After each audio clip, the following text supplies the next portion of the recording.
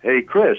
Hello, Mr. Shatner. How are you today? I am fantastic. Thank you so much for calling in. It's an honor and a privilege. The pleasure and honor is mine. Well, you are going to be out this way here in Michigan, in Saginaw, Michigan, February 7th at the Dow Event Center, the screening of Star Trek II, The Wrath of Khan. Now, this... I am indeed, and I want everybody to know, I want all your audience to know what a good time the people in Saginaw will have by coming on February 7th to the Dow Event Center.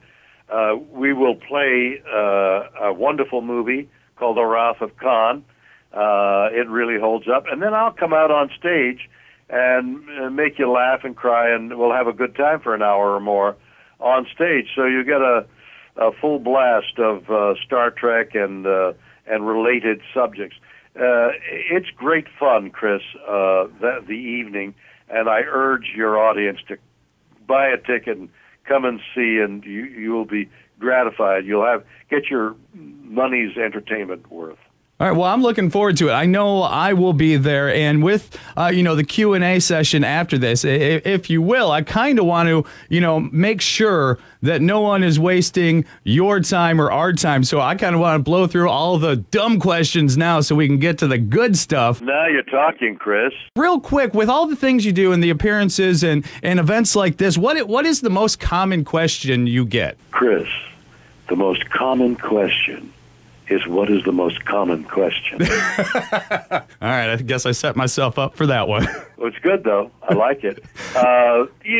People ask all kinds of questions, and there's no question too silly, I won't say stupid, too silly to answer, because even if the question is asked in a cynical or in a foolish way, there's an intent behind it.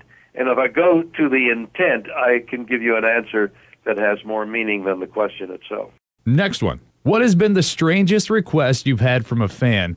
You've been a part of so many different projects and genres. There's got to be some weirdos out there, I'm sure. Lots of weirdos out there. I go through the mental list. What comes to mind is in Vancouver on stage, the sound system didn't work, and I was trying to entertain the audience, and some guy kept yelling, "Get off the stage." He was asking me to get off the stage. How's that for a question? Oh, damn. I didn't know where he was for sure. Okay, now the next one. Now, I'm curious. This is more of a personal question for me. I'm just curious to know what you think of the current reboots that have come out in the last few years of Star Trek. Well, the strange thing, and I can't answer I have no answer even to myself, is why I haven't looked at any of the Star Treks. I haven't seen, first of all, a large proportion of the ones that I was in, and only looked at those because I had to. But I've never seen, and I've been out on stage with the Next Generation cast who have become friends of mine. I've never seen the Next Generation, and I certainly haven't seen the latest iteration of Star Trek, and I don't know why. Why haven't I made a point of going to look at it and seeing what it is? I just haven't. So I can't tell you anything but what I've heard, and what I've heard is that it's really good, but it's strange. It isn't the Star Trek I know. All right, fair answer. Now, I have friends that are fans as well, and we want to know, do you get as angered and annoyed as we do when the lesser fans inevitably get confused between Star Trek and Star Wars? Does it bother you at all? Because it drives us nuts. Really? I would say that it does, except I keep confusing it myself. I was sure I was Han Solo there for a while. No, it doesn't bother me. Sometimes it's a slip of the memory. Sometimes people mix it up. Either I set them straight or I kid them about it. One final question. You've had such a great and successful career. When it comes to the fans, can you tell right off the bat where they know you from? I just had a conversation with one of the younger employees here, which I can no longer be friends with, but she had no idea about Star Trek, but knew you for Miss Congeniality and Dodgeball. Can you kind of gauge where people are coming from when they walk up to you? Well, they have to open their mouth, or else it's something they're wearing. If they're wearing a weird suit, I figure it's science fiction. But if they just come up to say hello or autograph or picture or something like that, no, they start to talk. But what has happened over the years? When I first went on the streets as T.J. Hooker, for example, years ago, people would say, "Oh, Captain Kirk is there on the street in the dressing room."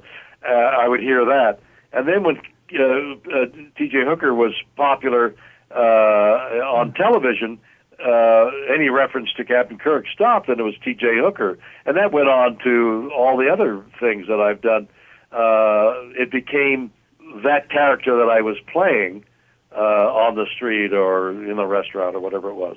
Okay, all right. Well, again, it's been an honor. I thank you so much. I know you've got a lot going on, but looking forward Chris, to I it. want all your friends to come on February 7th to the Dow Event Center. We will have a lot of fun together, and I want you to invite all your friends, Chris, to come and see you. Absolutely, and they just heard it from you too. So yeah, I'm looking forward to it. Hopefully, we get all the amateur questions out of the way. We get to the real good stuff on February 7th. But thank you so much again. It's been great, and I look forward to seeing you on February 7th. Same here. Take care. Bye bye.